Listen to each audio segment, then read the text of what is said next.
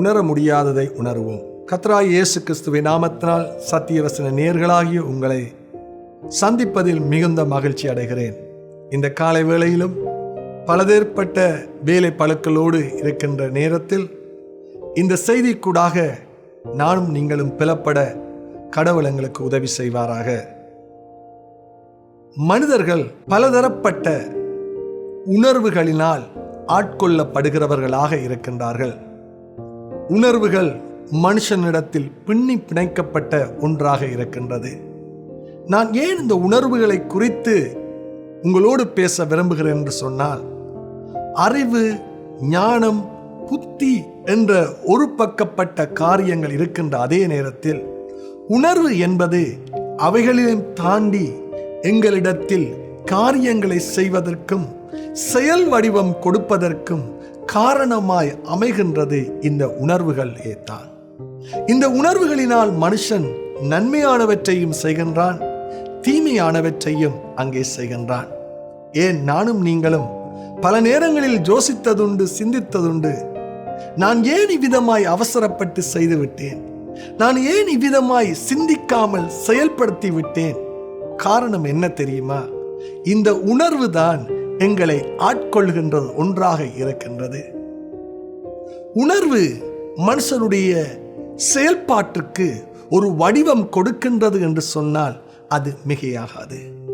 பல சண்டைகள், பல சச்சரவுகள், பல பிரச்சனைகள் ஏன் ஏற்பட்டது என்று சொல்லி கொஞ்சம் இருந்து ஆராய்ந்து பார்த்தால் மனுஷர்களாகிய நானும் நீங்களும் கண்டு கொள்வோம். எங்களுடைய புத்திக்கும் பார்க்க, எங்களுடைய அறிவுக்கும் பார்க்க நாம் உணர்வுக்கு இடம் கொடுத்தது நிமித்தமாய் எங்களை இவ்விதமாய் அது வழிநடத்தி விட்டது. நாங்கள் இப்படி செய்திருக்க கூடாது என்று சிந்திப்பது உண்டு. சில கோபப்படுகிறவர்களை நீங்கள் பார்த்தீர்கள். அவர்கள் நல்ல அருமையான மனுஷர்களாக இருப்பார்கள், பாசம் நிறைந்தவர்களாக இருப்பார்கள். ஆனால் கோபம் என்ற உணர்வு வந்துவிட்டால் அவர்கள் கிட்ட யாரும் போக முடியாது. எந்த அளவுக்கு அன்பு, பாசம் அவளிடத்திலிருந்து வந்ததோ அந்த அளவுக்கு மேலாக சில நேரங்களிலே இந்த உணர்வுகள் அவர்களை ஆட்கொண்டு அங்கே கட்டுப்படுத்தி விடுகிறது. இதே போல்தான் உணர்வுகள் சில வேளைகளிலே மனுஷனுடைய ஜீவியத்திலே அந்த உணர்வுகள் இல்லாத பொழுது மனுஷன் சமாதானத்தை இழந்து விடுகிறான், சந்தோஷத்தை இழந்து விடுகிறான், அமைதியை இழந்து விடுகிறான். ஏன்? கடவுளுக்கும் மனுஷனுக்கும் இடையிலான உறவினுடைய அந்த ஐக்கியம் சரியாக காணப்படுவதை மனுஷன் புரிந்து கொள்ளாவிட்டால், உணர்ந்து கொள்ளாவிட்டால் மனுஷன் சில வேளைகளிலே சமாதானத்தை தொலைத்து விடுகிறவனாய் இருக்கிறான். ஏன் தெரியுமா? அந்த கடவுளுடைய உணர்வு அவனுக்குள் இல்லை என்ற ஒரு சிந்தனை அவனுக்குள் போகின்றபடியினால். பல நேரங்களிலே நல் உணர்வுகள் எங்களை ஆட்கொள்ளாவிட்டால் நாம் வாழ்கின்ற வாழ்க்கையினுடைய அர்த்தத்தை கூட சில வேளைகளிலே தொலைத்து விடுவோம் என்பது உண்மையாக இருக்கின்றது. வேதாகமத்தில் ஒரு மனிதன் இருந்தான். அவன் கடவுளிடத்தில் மிகவும் பயபக்தி உள்ளவனாய், சன்மார்க்கனாக, தேவனுக்கு பயப்படுகிறவனாய், கடவுளுடைய பாதையிலே நடக்கின்றவனாக அவன் வாழ்ந்து கொண்டிருந்தான். ஆனால் ஒரு நாள் அவன் கடவுளிடத்திலிருந்து தொடர்பு துண்டிக்கப்பட்டவனாய், அவனுடைய வாழ்க்கையில் நடைபெற்ற அனைத்து காரியங்களையும் அவன் பார்க்கின்ற பொழுது, சிந்திக்கின்ற பொழுது அவன் நல்ல உணர்வை உணர முடியாதவனாக, நல்ல உணர்வுகளை புரிந்து கொள்ள முடியாதவனாக தத்தளிக்கின்ற பொழுது இவ்விதமாய் தன்னுடைய வார்த்தைகளை அவன் சொல்லுகிறதை நாங்கள் காணலாம். அவன் வேறு யாருமல்ல, வேதத்தில் இருக்கிற ஒரு மனிதன், யோபு என்று சொல்லப்பட்ட பக்தனாக இருக்கின்றான். யோபு 23வது அதிகாரம் 8வது வசனத்திலிருந்து 10வது வசனம் மட்டும் கவனிப்பீர்கள் என்றால், இதோ நான் முன்பக்கம் போனாலும் அவர் இல்லை, பின்பக்கம் போனாலும் அவரை காணேன். இடது புறத்தில் அவர் கிரியை செய்தும் அவரை காணேன், வலது புறத்தில் நான் அவரை காணாதபடி ஒளித்திருக்கின்றார். ஆனாலும் நான் போகும் வழியை அவர் அறிவார். அவர் என்னை சோதித்த பின் நான் பொன்னாக விளங்குவேன். பாருங்கள், இந்த வார்த்தைகளை நீங்கள் கவனிப்பீர்கள் என்றால், அந்த யோபு என்று சொல்லப்பட்ட அந்த பக்தன் கடவுளை, கடவுளுடைய கிரியையை, கடவுள் தன்னோடு இருக்கிறதை எல்லா பக்கத்திலே தேடி பார்த்தும் அவன் உணர முடியாதவனாக கஷ்டப்படுகிறதைத்தான் அவர் சொல்லுகிறார்.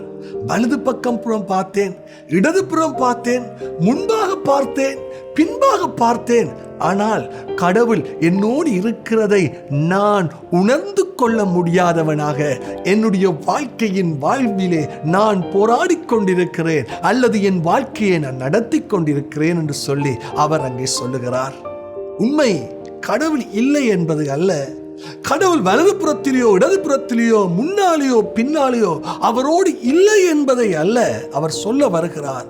நான் கடவுளை என்னுடைய எல்லா சாயல்களிலும் எல்லா பகுதிகளிலும் நான் உணர முடியாதவனாய் தவித்துக் கொண்டிருக்கின்றேன். ஆம் பிரியமானவர்களே, சில வேளைகளிலே நானும் நீங்களும் கூட கடவுளுடைய பிரசன்னத்தை, கடவுளுடைய தொடுகையை, அவருடைய ஆறுதலை உணர முடியாதவர்களாக நாங்கள் இருந்து கொண்டிருக்கலாம். இது சில வேளைகளிலே எங்களை குழப்புகின்ற ஒன்றாக இருக்கலாம், சமாதானத்தை கொண்டு வராத ஒன்றாக இருக்கலாம், ஐநிச்சத்தையும் அவிசுவாசத்தையும் அவநம்பிக்கையும் எனக்குள்ளே உருவாக்கின்ற ஒன்றாக இருக்கலாம். ஏன் கடவுளை எந்த பக்கத்திலும் என்னால் உணர முடியவில்லை என்று சொல்லி இந்த பக்தனும் அவன் கடவுளை எந்த பக்கத்திலும் உணர முடியாத ஒரு சூழ்நிலை இருந்தாலும் அவனுடைய நம்பிக்கையும் அவனுடைய விசுவாசமும் அவனுடைய எதிர்பார்ப்பும் எப்படி இருந்தது என்று தெரியுமா? அவர் கடைசியாக சொல்லுகிறார் 10ஆம் வசனத்தில், நான் போகும் வழியை அவர் அறிவார். அவரை காண முடியவில்லை, அவரை உணர முடியவில்லை, ஆனால் எனக்கு ஒரு நம்பிக்கை இருக்குது. என்ன? நான் போகின்ற பாதையை அவர் அறிந்திருக்கிறார். உண்மையும் அதுதான்.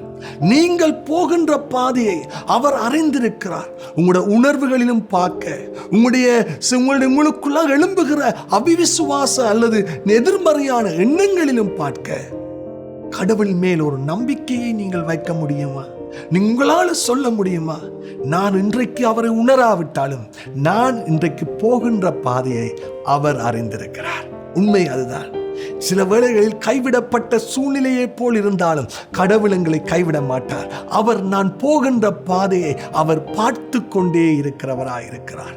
இஸ்ரவேல் ஜனங்கள் கிட்டத்தட்ட 400 வருடங்கள் அங்கே எகிப்திலே அடிமைகளாக இருந்தார்கள். கிட்டத்தட்ட 300 அல்லது 200 வருடங்கள் மிக கொடுமையாய் அடிமையாக நடத்தப்பட்டார்கள். அவர்கள் கடவுளை உணர முடியவில்லை. ஆனால் கடவுள் சொன்னார், நான் அவர்களை காண்கிறேன், நான் அவர்களை பார்த்தேன், அவர்களுடைய பிரச்சனைகளை கண்டேன் என்று சொல்லி ஒரு நாள் அவர்களை விடுதலையாக்கினார். நீங்கள் போகிற பாதையை அவர் அறிவார். நீங்கள் போகின்ற போராட்டத்தை அவர் அறிவார். நீங்கள் போகின்ற சிந்தனைகளை அவர் அறிந்து கொள்வார். ஆனால் அந்த போராட்டத்தின் மத்தியிலே ஒரு நம்பிக்கை உங்களுக்கு இருக்கட்டும். நீங்கள் போகின்ற வழியை அவர் அறிந்திருக்கிறார்.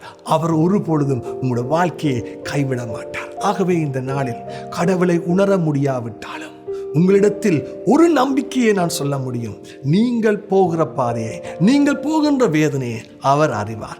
நிச்சயமாய் அவர் உங்கள் வாழ்க்கையில் மாற்றத்தை ஏற்படுத்துவார்.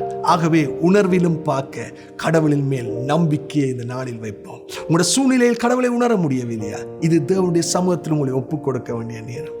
ஆண்டவரிடத்தில் யோபுவோடு சேர்ந்து சொல்வீர்களா, நான் போகிற பாதையை அவர் அறிவார் என்று.